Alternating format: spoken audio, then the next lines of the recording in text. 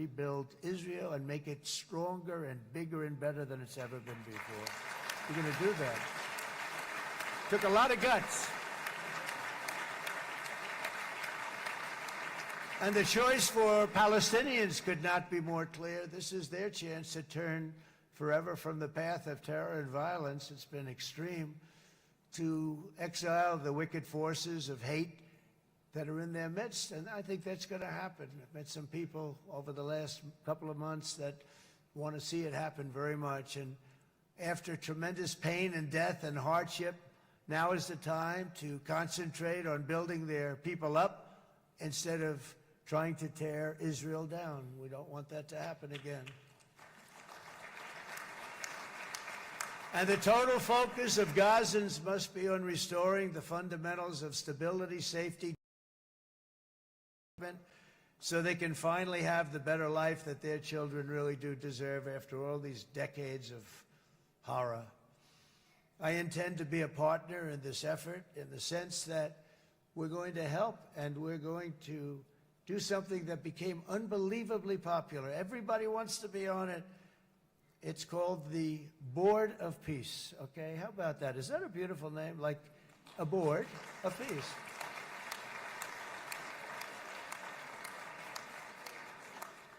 The only bad thing from my standpoint, every single nation involved has asked me to be the chair, and I'll tell you, I'm very busy. I didn't count on that, but you know what? If we do it, we'll do it right, and we have unbelievable power and wealth, because you're going to need wealth. You're going to need wealth to rebuild things, and they have wealth like few people have wealth. I want to thank the Arab and Muslim nations for their commitment that they've made to support a safe rebuilding of Gaza and beyond. I have many Arab countries, very wealthy countries, that came up and said, we'll put up tremendous amounts of money to get rebuild Gaza, and I think that's going to happen. The power, they want dignity, they want to come forward, and they want to say, and I want to say who they are, because what they're doing is going to be, I think, something that you're going to be very impressed with, Bibi, and you need that. You need the kind of economic power that they have, and they want to see it work, and they want to see it be safe, and they want to see it be good for Israel, too. And as much money as it will be, and it's a lot, as you can see, it's a lot. For these countries, it's relatively little relative to their worth. It's really a lot of money like most people could never even conceive, but for these countries, it's not that much, especially because it ensures success and stability in the Middle East, which is what they want to see. So many of them will be with us in Egypt in a little while, I think. I'm not sure. They may be gone. They may have taken their Boeing 747s and left. I said, what kind of a plane do you fly? 747. I said, that's a large plane. No, they may have. Steve, do you think they've left on their their brand new Boeing 747s? Or I don't know. We're going to find out soon. It's going to be a big story.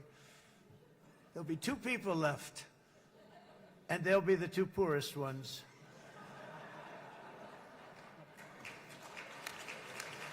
But it will be the wealthiest and most powerful group of nations. So the group that we have assembled, that's waiting for us, is the wealthiest and most powerful group ever assembled at one time. There has never been a group like this. And they're only looking for good. They want good. They're going to do good. And as those commitments are made, I'm going to let the world know who's doing it, because they really deserve to get the credit. And some of them probably won't want the credit, but they deserve it. It's more obvious than ever that the productive and responsible nations of this region should not be enemies or adversaries. You should be partners and eventually even friends, and that's what's going to happen. I know it. Together you can stand against the forces of chaos. Yeah, you go ahead. That's an important point.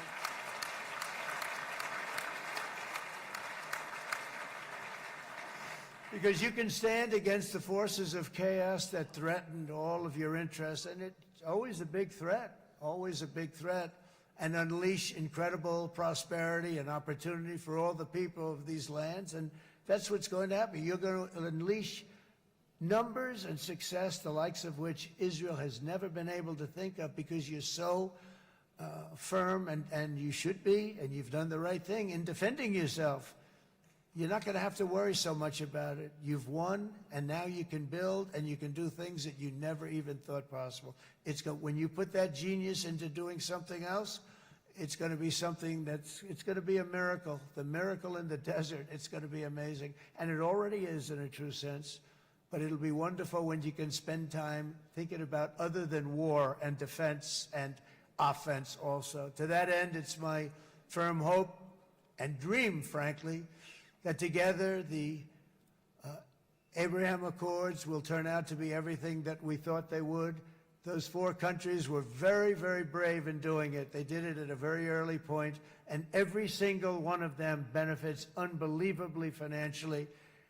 And if you noticed, even in this bad period that we just went through, they all remained a member of the Abraham Accords. They've done unbelievably well. And you know who you are, and I want to thank you. And they've stayed because of loyalty, but they've also stayed because it was really good business. They've made a lot of money being members, and you're going to all, I hope that every one of the countries that we're seeking, Jared, I hope they join quickly. No games, no nothing. Just join, get it. It's going to be a great peacemaker. It's really going to bring it together beyond anybody's wildest dream. So instead of building fortresses to keep enemies at bay, the nations of this region should be building infrastructure to weave your commerce closer together, because you've got to compete with the big world out there in commerce now. It's a different kind of competition. Instead of making weapons and missiles, the wealth of this region should flow to schools and medicine, industry, and, frankly, the new hot thing, artificial intelligence. It's a lot of intelligence you're going to have to be thrown off to pay back these sums of money that they're doing. But that's really the hot one. And I might say that the United States, a year ago, was a dead country. I say it to people. I heard it first from the King of Saudi Arabia. I then heard it from UAE. I heard it from Qatar. I heard it from many other countries. A year ago, the United States of America was a dead country. Now it's the hottest country anywhere in the world. It is the hottest. There's no question about it.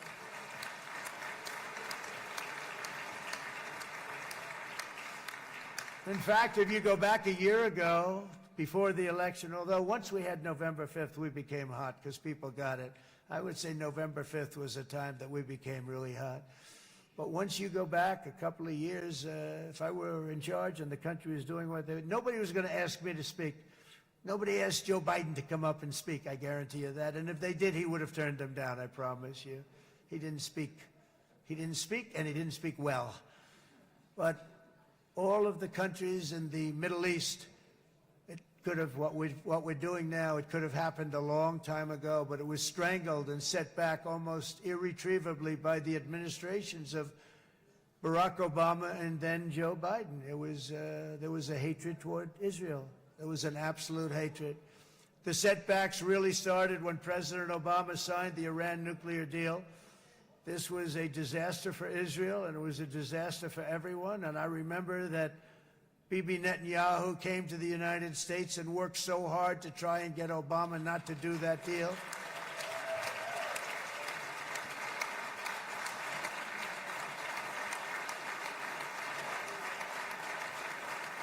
He worked so hard. But it was like talking to a wall. I remember him telling me it was like talking to a wall. They wanted to go with Iran. They chose Iran, frankly, over a lot of other good nations, but specifically Israel. And that was the beginning of a very bad period of time. You had Obama go out, and the Iran nuclear deal turned out to be a disaster. And by the way, I terminated the Iran nuclear deal, and I was very proud to do it.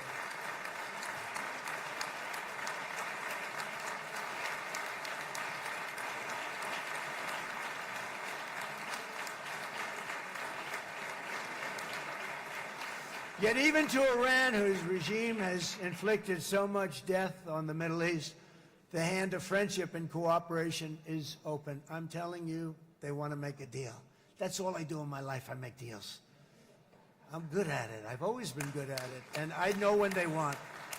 Even if they said, we don't want to make a deal, I can tell you they want to make a deal. All right, they do. They want to make a deal, and we're going to see if we can do something, because this is crazy what's happening, and we're not going to have this anymore. Neither the United States nor Israel bear the people of Iran any hostility. We merely want to live in peace. We don't want any looming threats over our heads, and we don't want to even think in terms of nuclear destruction. It's not going to happen, never will happen. There's nothing that would do more good for this part of the world than for Iran's leaders to renounce terror, stop threatening their neighbors, quit funding their militant proxies, and finally recognize Israel's right to existence. They have to do that. They have to do that. And to Iran, and as you know, this is not said out of weakness. There's no weakness. But I'm going to say this, that we are ready when you are, and it will be the best decision that Iran has ever made. And it's going to happen. It's going to happen. And they're good people. I know a lot of Iranians in the United States. They're good people, smart, hardworking people. They don't want to see what's happened to their country. The story of fierce Israeli resolve and triumph since October 7th should be proof to the entire world that those who seek to destroy this nation are doomed to bitter failure. The state of Israel is strong, and it will live and thrive forever.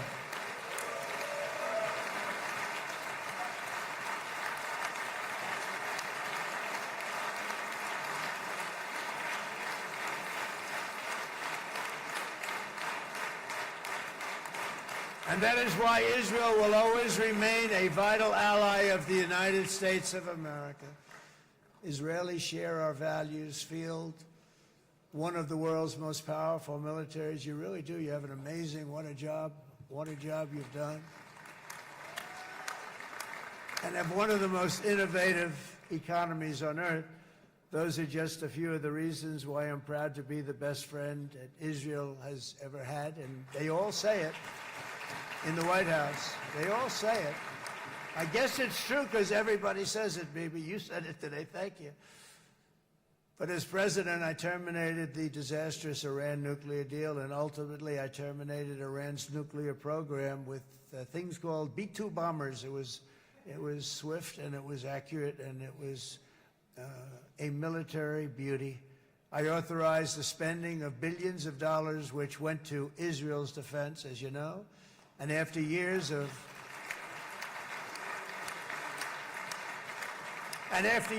broken promises from many other American presidents, you know that, they kept promising. I never understood it until I got there. There was a lot of pressure put on these presidents. It was put on me too, but I didn't yield to the pressure. But every president for decades said, we're going to do it. The difference is I kept my promise and officially recognized the capital of Israel and moved the American embassy to Jerusalem.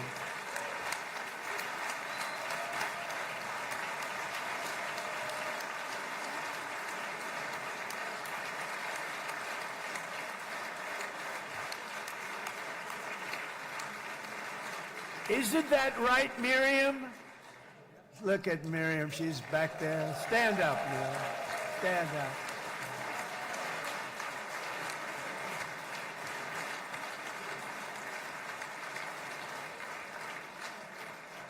Miriam and Sheldon would come into the office. They'd call me. He'd call me. I think they had more trips to the White House than anybody else I can think of. Look at her sitting there so innocently. She's got $60 billion in the bank. $60 billion. And she loves, I think she's saying no more. And she loves Israel, but she loves it, and they would come in, and her husband was a very aggressive man, but I loved him. He was a very aggressive, very supportive of me. And he'd call up, can I come over and see you? I say, Sheldon, I'm the president of the United States. It doesn't work that way. He'd come in and do. But they were very responsible for so much, including getting me thinking about Golan Heights, which is probably one of the greatest things to ever happen to Israel.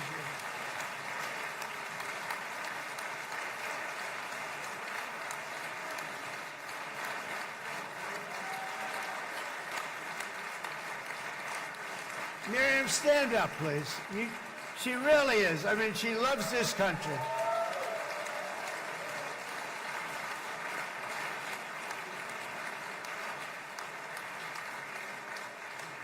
She loves this country. Her and her husband are so incredible. We miss him so dearly. But I actually asked her, I'm going to get her in trouble with this. What do you love more, the United States or Israel? She refused to answer. That might mean Israel, I must say. We love you. Thank you, darling, for being here. That's a great honor. Great honor. She's a wonderful woman. She is a great woman. I've always stood for the people of this community, and I always will. I'll always be with you. I'm always going to be with you. I guess maybe something could happen to change my mind. Somebody that's really stupid gets into... We don't think we're going to have that happen. I hope we're not going to have that happen. And this man is a good man right here. These two men are good men right here.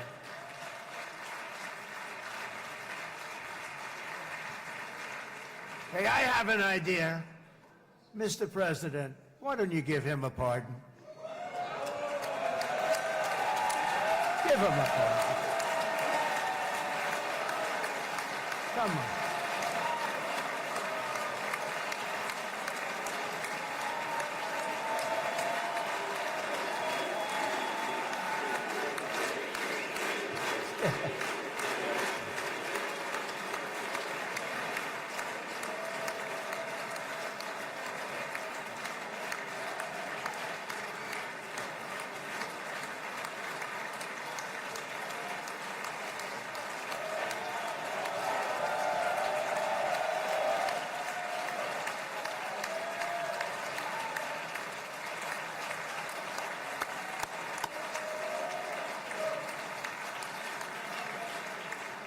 By the way, that was not in the speech, as you probably know. But I happen to like this gentleman right over here, and it just seems to make so much sense. You know, whether we like it or not, this has been one of the greatest wartime presidents. This has been one of the greatest wartime presidents. And cigars and champagne, who the hell cares about that?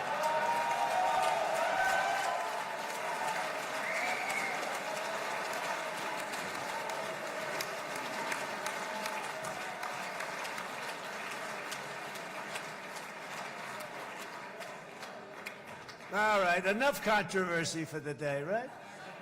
Actually, I don't think it's very controversial. So, you know, I mean, I see so popular. You are a very popular man. You know why? Because you know how to win.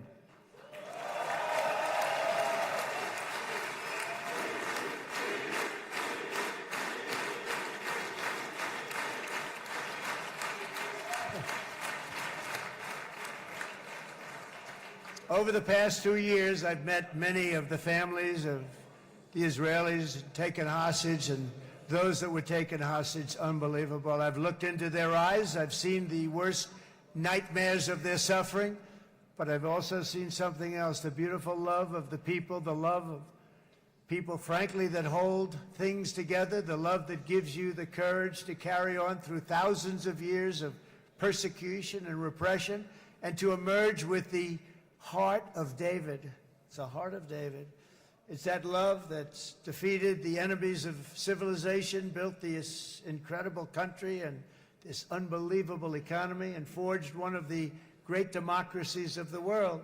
That is why it's a true honor to stand here today and address this assembly in your ancient and eternal now capital, Jerusalem. I'm proud to have helped in that regard. This city and this nation stand as living proof that a much brighter future for this entire region is truly within our grasp. For thousands of years, Jerusalem has been a home to Christians, Jews, Muslims, and people of all ethnicities and creeds. This is the holy center of the world's three great Abrahamic faiths. I like that too. Adorned, it's the first time I've seen that word in a while. Adorned with their sacred sites and alive with their pilgrims and visitors from every corner of the globe. But here between the Western Wall, the Temple Mount, and the hill called Calvary, people of every faith and background live, work, pray, serve, and raise their families side by side, and they do it with love. This example is just one of the modern miracles that Israel has given to the world. And just in closing, the leaders in this chamber know better than anyone else the challenges of this harmony, and it's been easily won. No, it hasn't. It has not been. It's been so tough, but it has been, some say, a miracle. What you've done is a miracle. Look at your size. Look at your chances when it all started. And you know, if you think about it, you are safer today, stronger today, and more respected today than at any time in the history of Israel. Think of it. People used to say it wouldn't exist. They don't say that anymore, do they? Yet if safety, security, and coexistence can thrive here in the winding alleys and ancient paths of Jerusalem, then surely peace and respect can flourish among the nations of the broader Middle East. The God who once dwelled among his people in this city still calls us, in the words of Scripture, the turn from evil and do good, to seek peace and pursue it. So he still whispers truth into the hills and knolls and valleys of his magnificent creation, and he still writes hope into the hearts of his children all over the world. And that is why even after 3,000 years of pain and conflict, the people of Israel have never given up from the threats of Zionism, from all sorts of threats. You want the promise of Zion. You want the promise of success and hope and love and God. And the people of America have never lost faith in the promise of a great and blessed future for all of us. From the very first day that modern Israel was founded, we have stood together through thick and thin of setbacks, and through victory and defeat, through glory and heartache. We have built industries together. We have made discoveries together. We have confronted evil together, and we have waged war together, and perhaps most beautifully of all, we have made peace together. And this week, against all odds, we have done the impossible and brought our hostages home.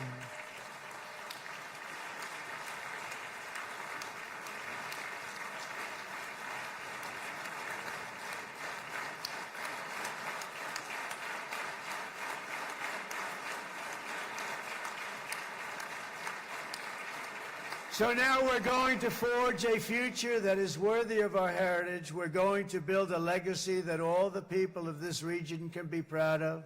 New bonds of friendship, cooperation, and commerce will join Tel Aviv to Dubai, Haifa to Beirut, Jerusalem to Damascus, and from Israel to Egypt, from Saudi Arabia to Qatar, from India to Pakistan, from Indonesia to Iraq, from Syria to Bahrain, Turkey to Jordan, the United Arab Emirates to Oman, and Armenia to Azerbaijan, another war that I just settled. We are going to have hope, harmony, opportunity, and happiness here in the spiritual and geographic center of the entire world. That's what you are. Israel, America, and all of the nations of the Middle East will soon be safer, stronger, greater, and more prosperous than ever before.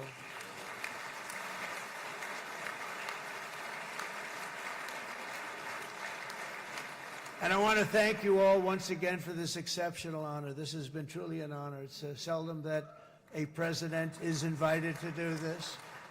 And I love Israel. I'm with you all the way. You will be bigger, better, stronger, and more loving than ever before. Thank you very much. God bless you. God bless the United States of America, and God bless the Middle East. Thank you, everybody. Good luck. Thank you very much. Thank you.